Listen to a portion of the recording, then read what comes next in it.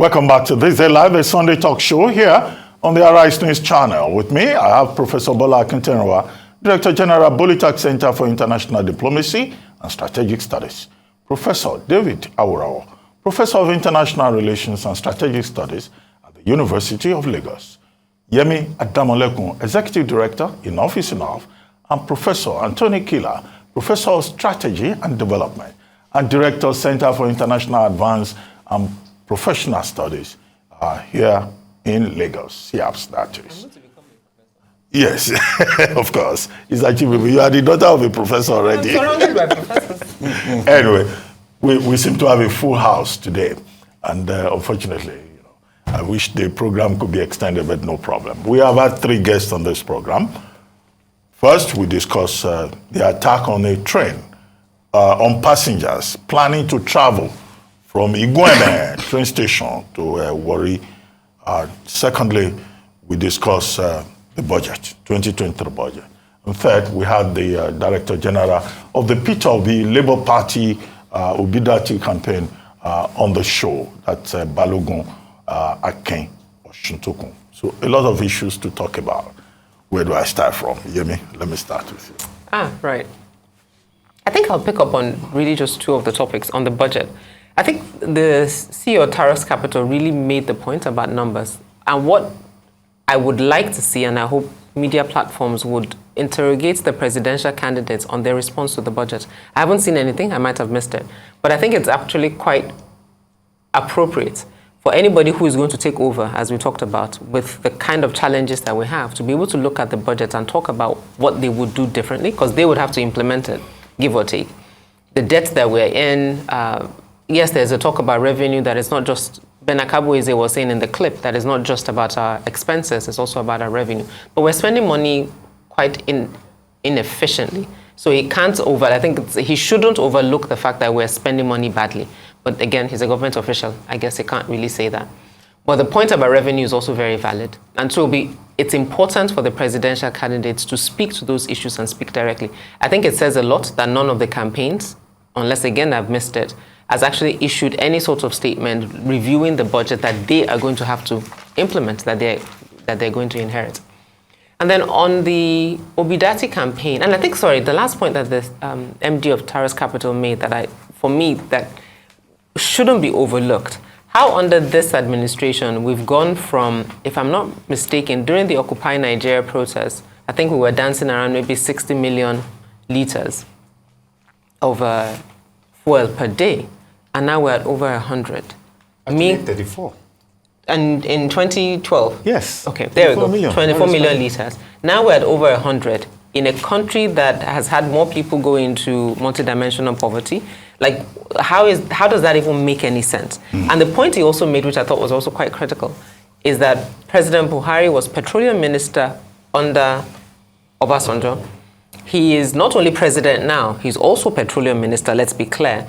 He's a president that came in saying fuel subsidy was a scam, but after 8 years, not only he has now embodied the scamness of fuel subsidy and not only accepted it as it is, but he's taking the scamming of it to another level under his administration. And I think these are critical issues that the presidential candidates need to be engaged on.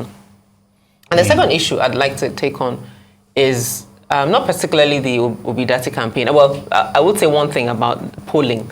Polling has its challenges, and I hope, even as Mr. Oshuntokun spoke about the polls, I really hope the Obidati campaign are not getting drunk on their own Kool-Aid. Bloomberg, for example, used an app to do a poll. By the very parameters of an app, it means that you're only polling literate people in mostly urban areas. I don't think anybody would deny that most young people in the urban areas are excited about the Obidati campaign.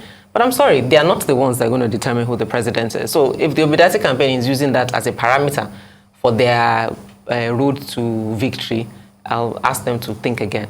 But I think what's important, not on the Obidati campaign really, is on this whole process, is PVC collection.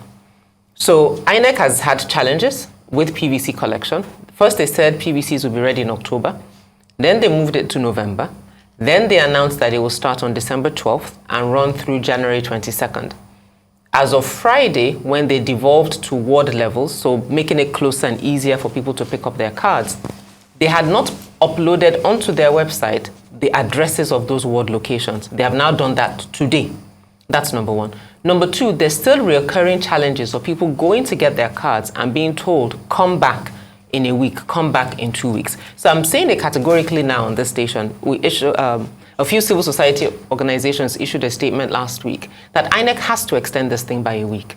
And they need to encourage volunteers, be it individuals. I've heard lots of wonderful stories, and I will say this, of citizens staying back. They went to pick up their cards, seeing that INEC staff were overwhelmed, actually then stayed back to help organize the crowd, organize sorting the cards. And I really would encourage a lot more citizens to volunteer their time to do that. But INEC must be put under pressure that they have to extend this by a week at the ward level. Because you've made people go to INEC local government offices, spend time and spend money with cards that were not available. Now that you've brought it a bit closer, then extend that for a week and thereby extend the whole process for another week, which will take it to Sunday, January 29. PVC collection is critical because without it, people cannot vote. And if the challenge is on INEC's part, INEC needs to take that responsibility.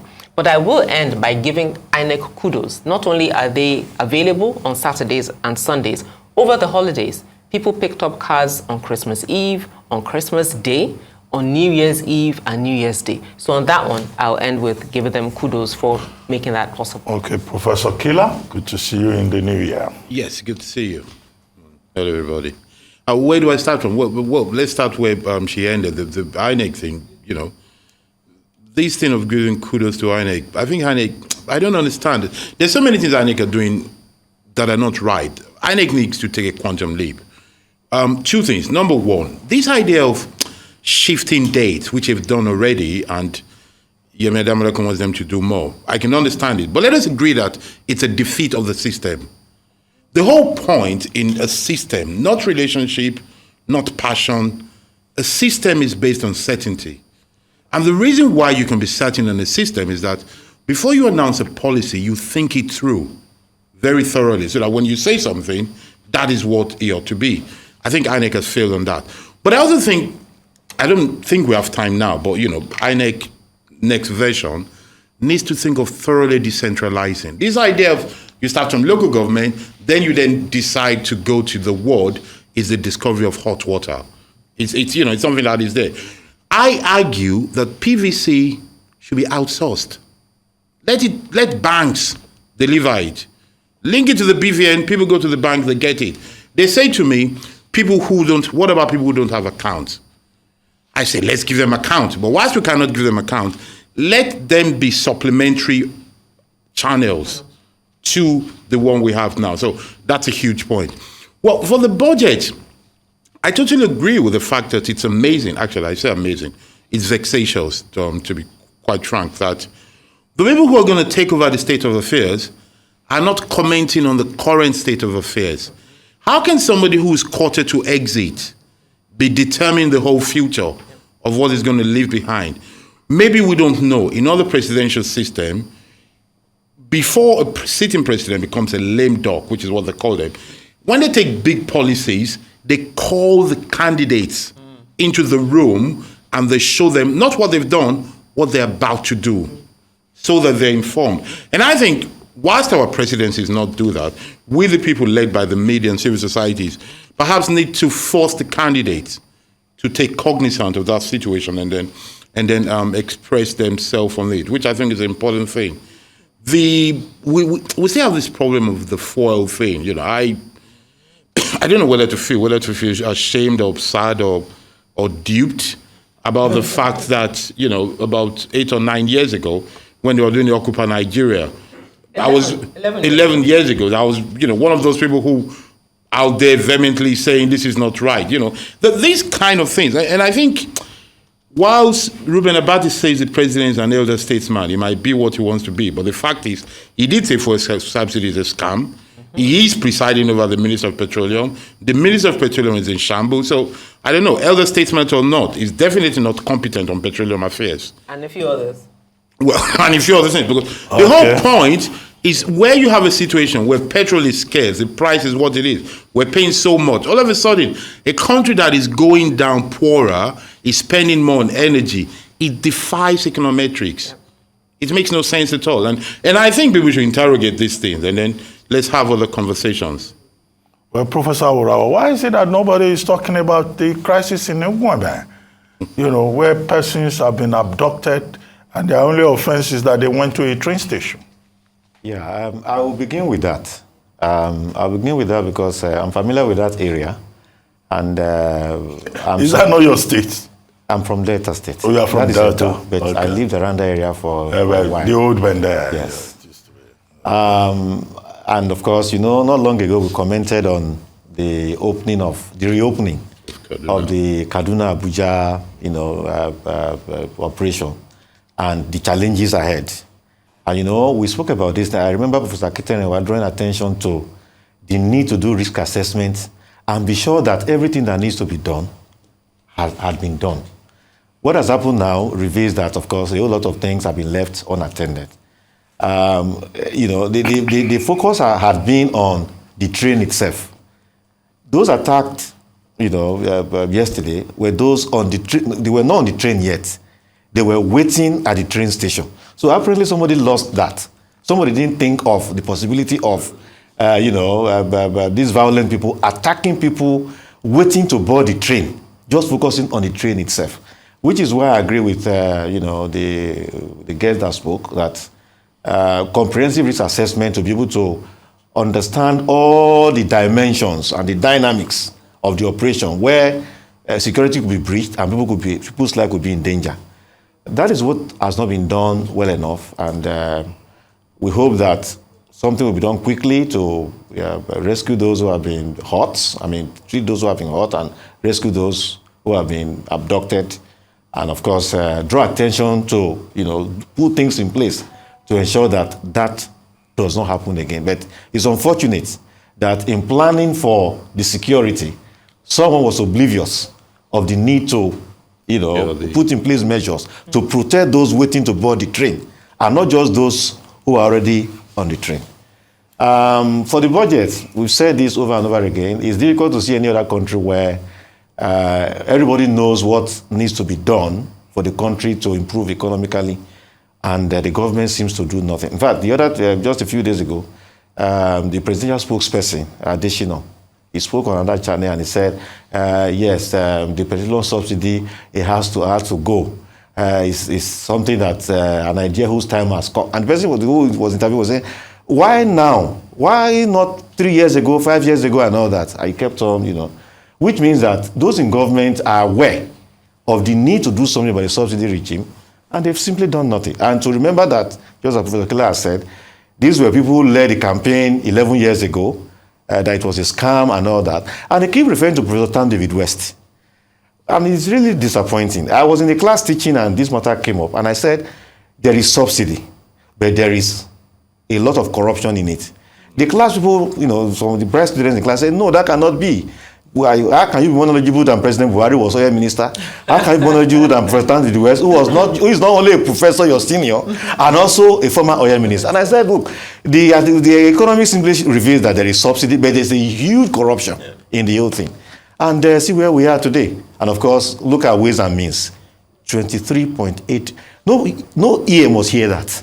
23.8 trillion naira Ways and Means advances. And somebody is talking about, in fact, I'm surprised that the inflation is not higher than what it is. Exactly. It is almost miraculous that the inflation is where it is. That's just like money that has nothing backing it. Yeah. And they even want more, which is why the president of Senate, spoke, was saying that, this one they are trying, this reshuffling they want to do, and the more money they want, they will not have. But somewhere along the line, I'm sure everything will be sorted out behind closed doors. It's unfortunate, but the next president, of course, he has his work cut out. But the solutions are clear. I also am happy with, the man that spoke, our guest. He provided solutions. How to generate more revenue, how to also ensure that the expenditure is more prudently handled so that genuine and sustainable economic development can take place moving forward. So Nigeria's January 1st will be May 29th. Because what is happening, the trajectory will continue until May 29th. It's after May 29th that we will now begin to see who comes in and how he approaches all of these issues. Fortunately, There are issues that we know that with political will and determination, all of these things can be well handled, and from that point onward, we can begin to now soar. Well, Prof. So to speak. Before Professor Akintayo, Okay. on this Ways and Means issue, Yes. when we were speaking about it earlier, you were a bit surprised when the MD of Tara's Capital, I don't know him, Yes, said, Dr. Obiariri, said that they should impeach the president. You said the man that has a short time to leave. And I think the point he was really just trying to make was just the criminality of it, or the scope of it. And not only is it's that criminal, it's criminal in a way that nobody's talking about how criminal it is. From the CBN governor to the president that approved it, to the National Assembly members. I mean, I don't expect them to, because they don't have the balls nor the courage to do it. But the fact that as a country, we've made it very okay that this level of criminality happen at our highest levels, and all of us are okay, we're trying to figure out how to repackage it, and nobody's held responsible. Well, Professor Akintayo. Well, most unfortunately, I will have to sympathize with the analysis of all my colleagues. You see, a school of thought has argued that the foundation of Nigeria itself is faulty, is fraudulent. The managers of Nigerian affairs are more fraudulent than the fraudulent foundation of Nigeria. Now, how is that one relevant to our discussion? And why my sympathy with my colleagues here? The three guests have raised one critical issue which Professor Aworawo, Professor Kila, and Yemi directly or tangentially pointed to. That is the fact that the epicenter of political governance in Nigeria is very fraudulent. All the analysis points to this issue of fraud, dishonesty of purpose.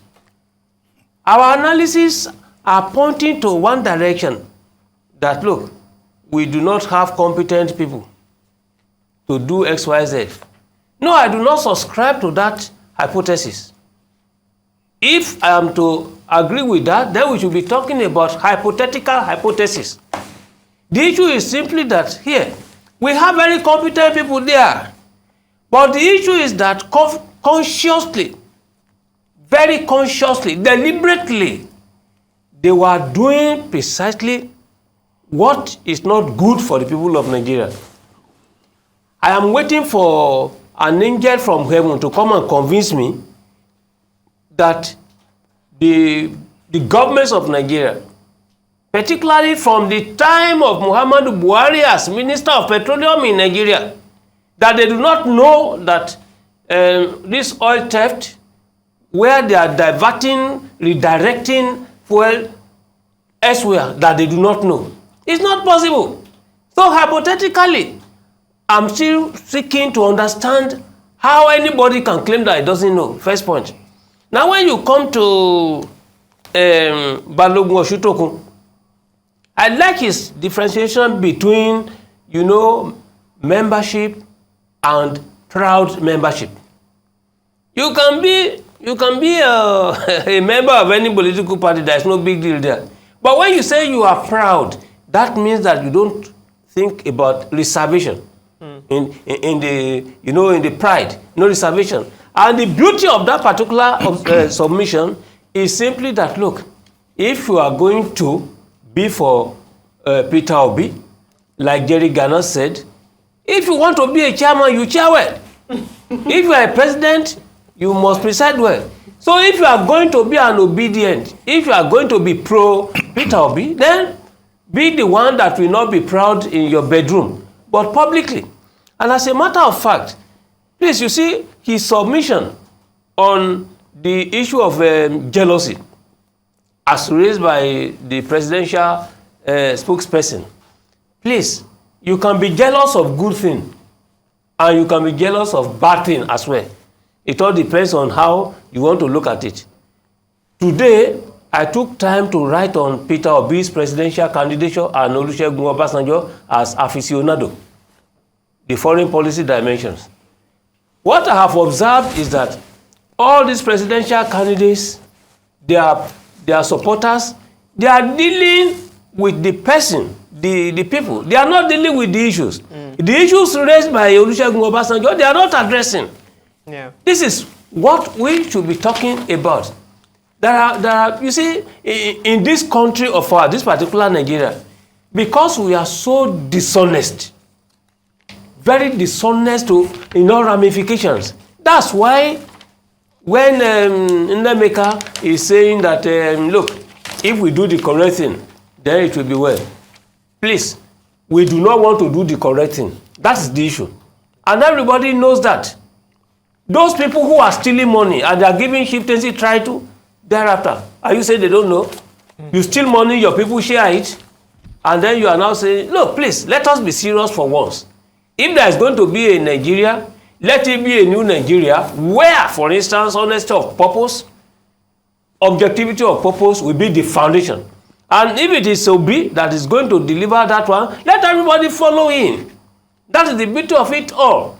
I have not seen anything wrong, absolutely wrong, with what Obasanjo has said. But people are now looking at, they are now looking at Obasanjo. He said, well, he didn't do this particular time, and this particular time he did this, etc. Issues that are not directly relevant to the point he's submitting. Please, for God's sake. I said last time that let us beg God to forgive us, to have mercy on us. Without that one, please.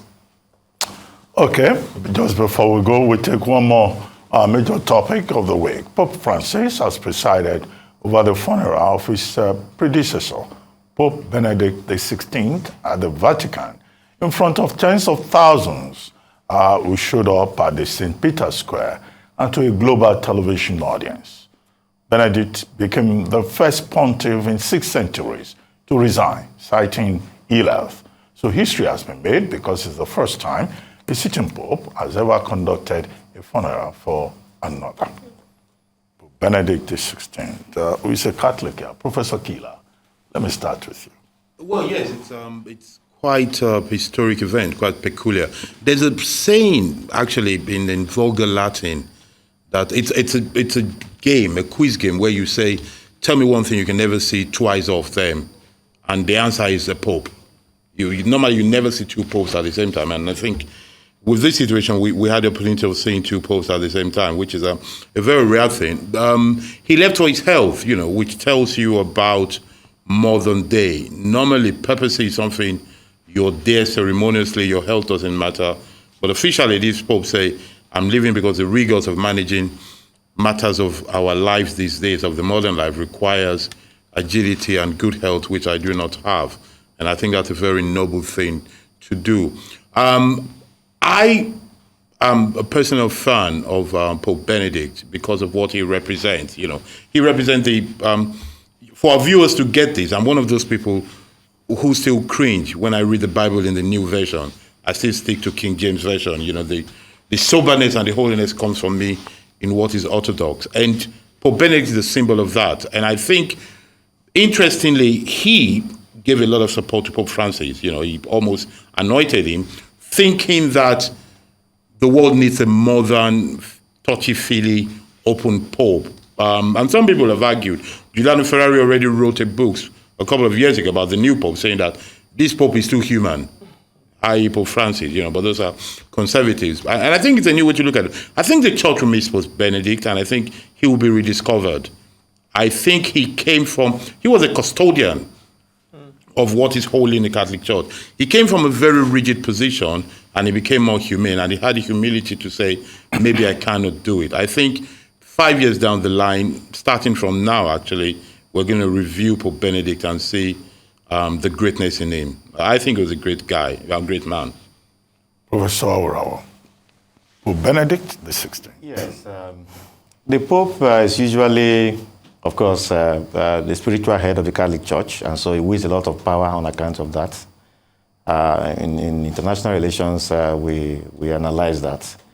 And the fact that he's also a head of state, of the Vatican, there's also a whole lot of power that goes with that. So with all of that, for him to, just decide on his own to resign is something that is, as we have said, novel, and something that should be commended in a world where everybody wants to sit tight and, hold on to power and all that.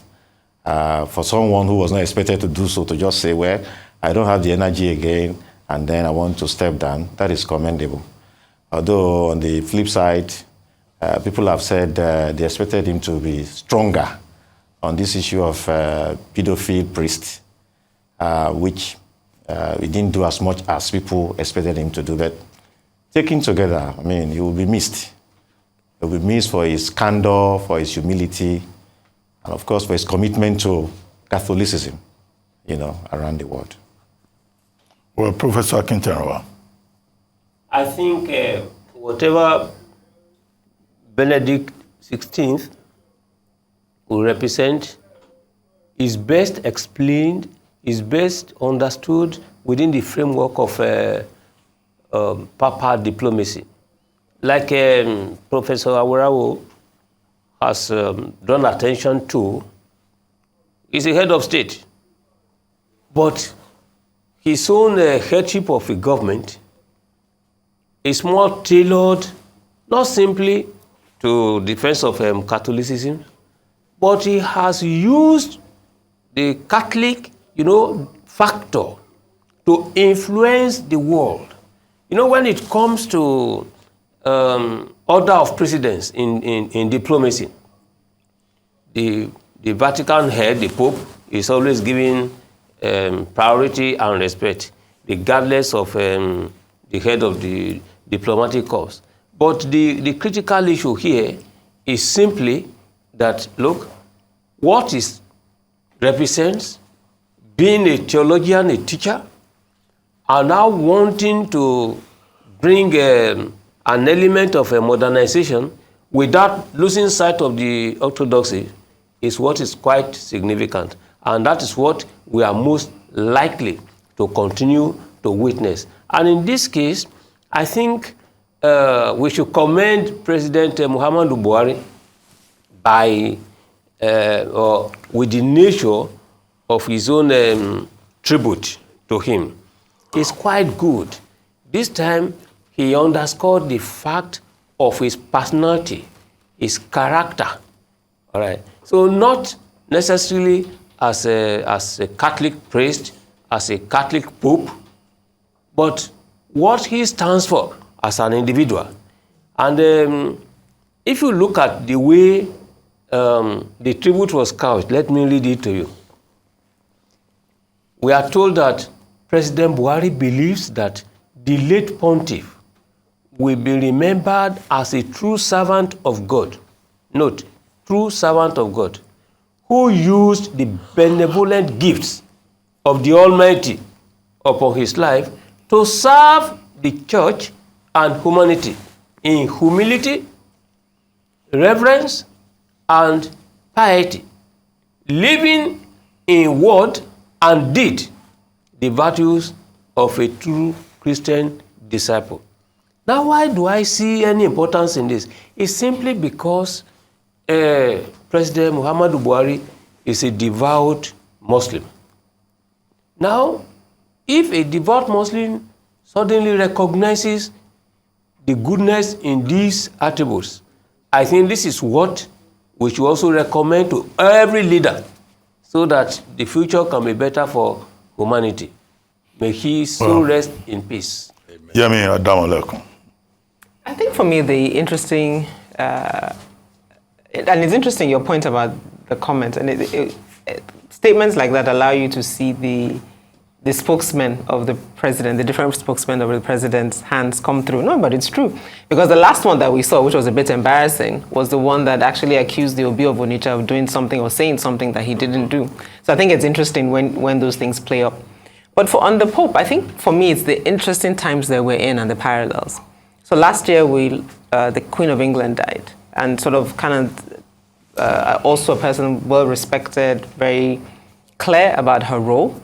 And the same could be said about the Pope, who was also very clear about his role. And to the point Professor Keller made, also clear enough and had the humility enough when he realized that he not only couldn't continue to serve in that role, but also thought that times had changed, that the papacy, the Vatican, and the Catholic Church needed a different type of Pope to kind of lead it through this transition period, especially on the back of the scandal within the Catholic Church. And the last bit about it was also his own awareness of his own weakness, on frailties, and choosing to step down, because he easily could have just waited and stayed as Pope till God took him home. But being clear enough that the papacy needed a leader, he wasn't able to provide that leadership, and he was going to step down. And I really wish, as we go into elections in Nigeria, that those who are vying for office would think about Nigeria and think about what Nigeria needs at this time, that Nigeria needs a strong person who can provide leadership, who can speak coherently, who can articulate ideas, who can carry people along around where you're going, not get lost, not get sidetracked, but be able to, on the flip, get up, speak to issues, engage in debate, engage others in a town hall meeting. That's what Nigeria needs now. That's what Pope Benedict did for the Catholic Church. And I really wish anybody who's interested in serving Nigeria will put Nigeria first. Well, very well said. A lesson in leadership. The example of Pope Benedict the 16th. May his soul rest in peace. Thank you very much, Professor Anthony Kila. Thank you, Professor Akintenewa. Thank you, Professor Awurawa. And thank you, Professor Professor Yemi Adamaleku. In the making. Yeah, I mean, She is a professor already. by association. She is professor by descent, Yes, by birth, yes. and she is professor by In the making. Enough is enough. It's a universal, phenomenon. Okay. And so he's professor of enough is enough affairs. Thank you very much. You've been watching This Day Live, the Sunday talk show, here on Arise News. I'm Ruben Abati from our entire team here in Lagos. It's bye for now, and thank you very much for watching.